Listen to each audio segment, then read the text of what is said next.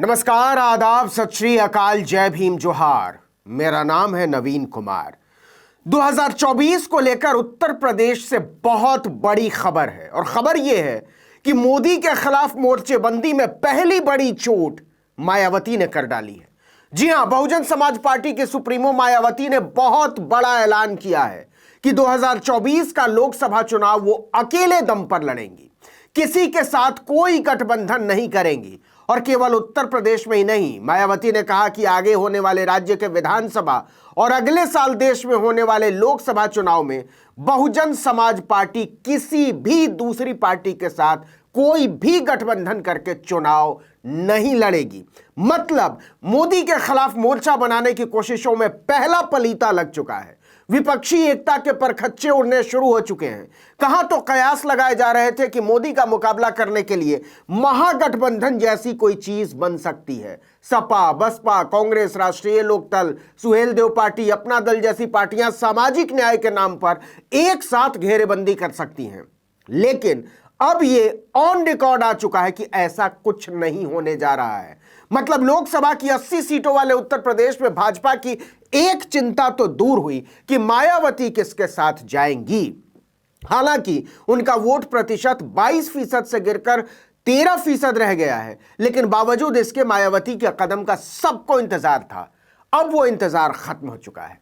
मायावती ने अगले 2 साल में होने वाले सभी चुनावों में कोई भी गठबंधन नहीं करने की घोषणा करते हुए कहा कि हम अपने दम पर आगे चुनाव लड़ेंगे।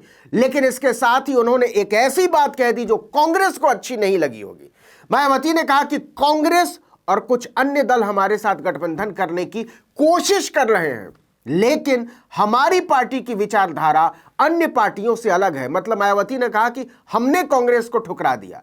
लेकिन इससे भी ज्यादा कमाल की बात यह है कि मायावती पूरी प्रेस कॉन्फ्रेंस में भाजपा की बजाय विपक्ष पर ज्यादा हमलावर रही। उन्होंने विपक्ष पर निशाना साधते हुए कहा कि बसपा को आगे बढ़ने से रोका जा रहा है। उन्होंने कहा कि बसपा ने राज्य में 4 बार सरकार बनाई है। पार्टी ने गरीब और जरूरतमंद लोगों के लिए कल्याणकारी योजनाओं के माध्यम से शानदार काम किया है।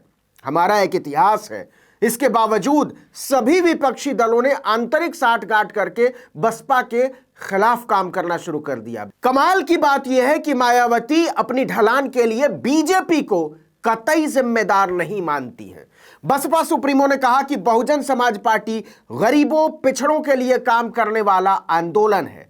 पार्टी धन्ना सेठों के धन बल का इस्तेमाल नहीं करती है। मायावती ने अपने नेतृत्व को लेकर उठ रहे सवालों पर भी इशारों में जवाब दिया।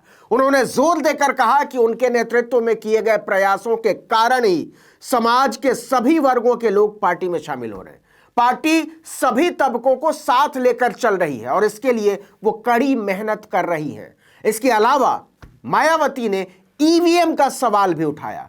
उन्होंने कहा कि ईवीएम पर जनता को भरोसा नहीं है, इसलिए भविष्य के सभी चुनाव बैलेट पेपर से ही कराए जाएं। उन्होंने कहा कि पिछले कुछ वर्षों से देश में ईवीएम के जरिए चुनाव कराने को लेकर यहां की जनता में किस्म किस्म की आशंकाएं व्याप्त हैं। ईवीएम में कुछ तो खराबी है। बैलेट पेपर के समय में सभी चुनावों में हमारी सीटों की संख्या और वोटों का प्रतिशत बढ़ जाता था। इसे दूर व खत्म करने के लिए अब यहां आगे सभी छोटे बड़े चुनाव पहले की तरह बैलेट पेपर से कराए जाएं। आपको बता दें कि मायावती ने ये सारी बातें अपने 67वें जन्मदिन पर कही। उन्होंने प्रेस कॉन्फ्रेंस में जन्मदिन की बधाई देने वालों का खास तौर पर शुक्रिया अदा किया। इस दौरान उन्होंने अपनी किताब मेरे संघर्षमय जीवन और बसपा आंदोलन का यात्रा वृत्तांत के 18वें संस्करण का विमोचन भी किया। लेकिन जो राजनीति है वो यही है कि 2024 के चुनाव के लिए विपक्षी एकता की संभावना में सेंध लग चुकी है। इससे विपक्ष और भाजपा दोनों में सुगबुगाहट तेज है। आपको बता दें कि मायावती पर हमेशा यह आरोप लगता है कि उत्तर प्रदेश में उन्होंने भाजपा को फायदा पहुंचाया है। बीजेपी ने मायावती के वोट बैंक में ही सबसे ज्यादा सेंध लगाई है।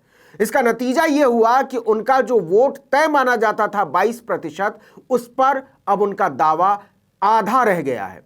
अब देखते हैं कि मायावती के ऐलान से बसपा को उसकी खोई हुई जमीन और साख वापस मिल पाती है या नहीं।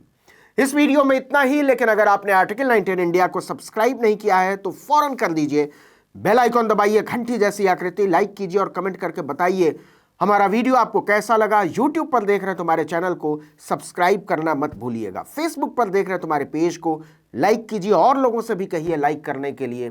हमारा इंस्टाग्राम पेज भी है, आप उसको भी फॉलो कर सकते हैं। ट्विटर हैंडल है article19_India और मेरा अपना ट्विटर हैंडल है नवीन जर्नलिस्ट। आप दोनों को फॉलो कर लीजिए।